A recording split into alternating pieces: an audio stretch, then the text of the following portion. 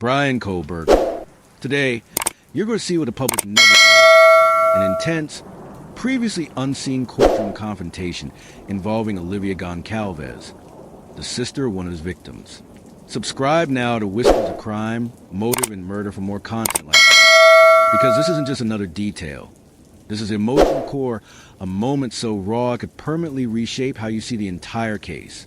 Don't miss this exclusive look at the hidden truth.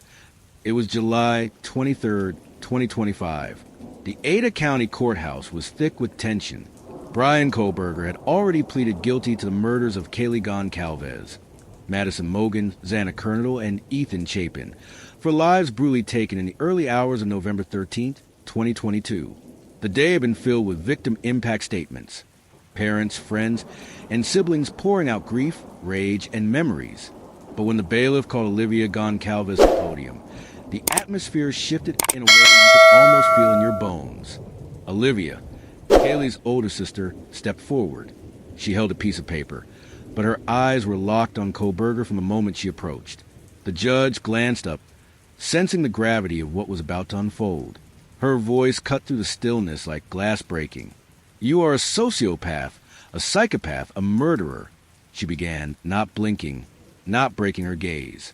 She called him a pathetic, delusional loser chasing notoriety. Then came the line that jolted the entire room. If you hadn't attacked them in their sleep, Kaylee would have kicked your *ing ass. Olivia's words were sharp, deliberate.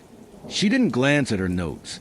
She spoke directly to him, as if no one else existed. Kohberger sat motionless at the defense table. No reaction, no smirk, no twitch of discomfort. The stillness was chilling, almost unnatural, against the raw heat of Olivia's delivery. The gallery shifted. A reporter's pen froze mid-sentence. People leaned forward, caught in the pull of the moment. Alivea continued, painting vivid pictures of her sister's life. The dream she had, the vibrancy she carried, the brutal cruelty of how it all ended. She told Kohberger flatly that he was not human. The silence in the room was thick enough to feel, until, when she finally stepped back, applause erupted. It was rare, almost forbidden in court, but no one stopped it. It was the room's collective release after years of held-in pain.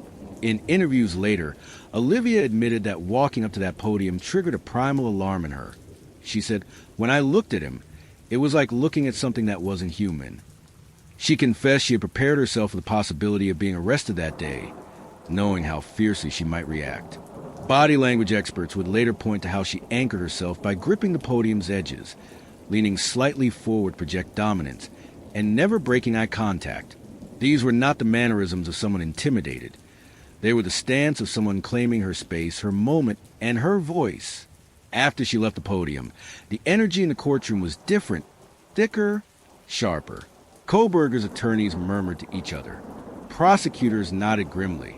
The judge called the next speaker, but the memory of Olivia's words lingered like a shadow over the rest of the day. Not long after, the judge delivered the sentence for consecutive life terms without parole. For Alivea, that confrontation wasn't about changing the verdict.